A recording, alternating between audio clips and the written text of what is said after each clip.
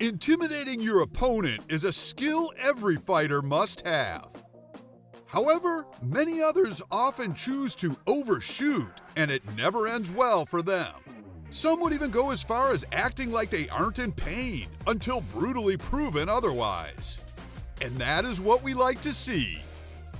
So, make sure to stick around as we bring you several moments when cocky fighters get owned and had themselves to blame for it. Are you ready? Let's get right into it. Number 1, be careful what you wish for. One thing you definitely shouldn't try to do in a fight is ask for more, especially after you've obviously been hit over and over again. But this guy in black gloves wasn't given the memo. He went on demanding to be hit again and again by his opponent. His opponent, on the other hand, followed his orders, serving him several strikes and jabs until a final right arm sent the guy in black gloves through the ropes. Next time, think again before making those wishes, because you just never know. He asked for more and got more. Number 2, Tony Kelly versus Adrien Yanz. When going up against someone who has doubled your fighting record, the least you can do is show a little humility. However, Tony Kelly thought it was a much smarter idea to throw his middle fingers and make gestures during the face-offs. And it wasn't any different by the time they got into the cage. But things quickly changed as the fight started. Yanz was given no room for any more silly behaviors. Just take a look at how he blocked that knee from Kelly. It was clear that Yanz was here to teach little Kelly a clear lesson.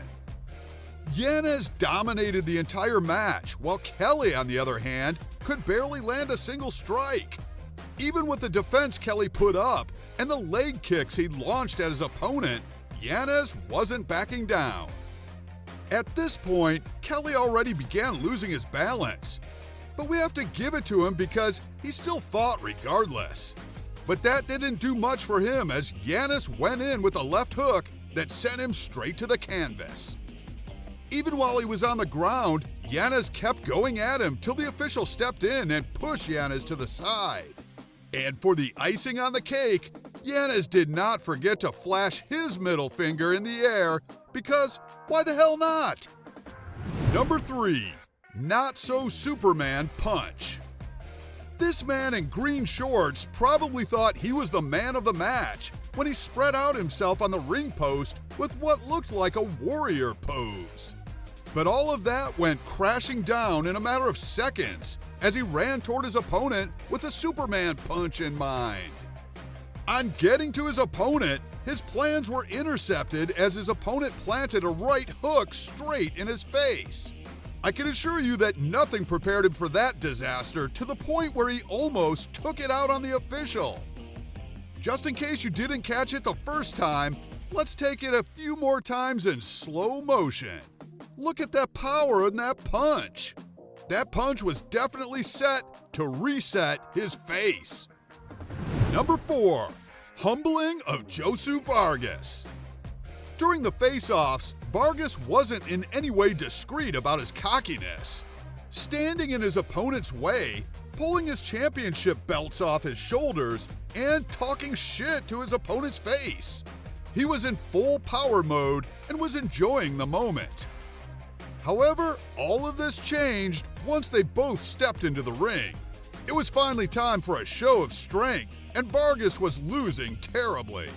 His opponent had had a full day of his nonsense and was ready to dish out all that he had in store.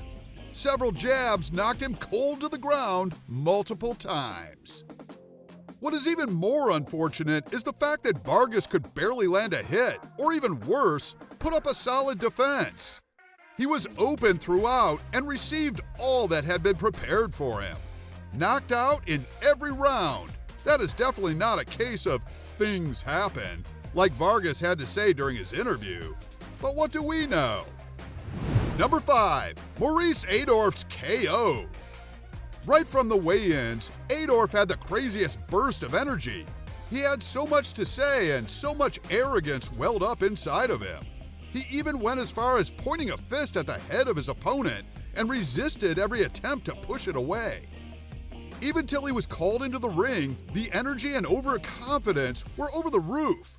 But I've got to say, that is nothing that can't knock out. His opponent knew that too, and so, without wasting any time, planted a mighty left hook in Ador's jaw, followed by a body kick. Almost immediately, both fighters were down to the ground. Adorf was being tackled by his opponent with punches until the referee stepped in.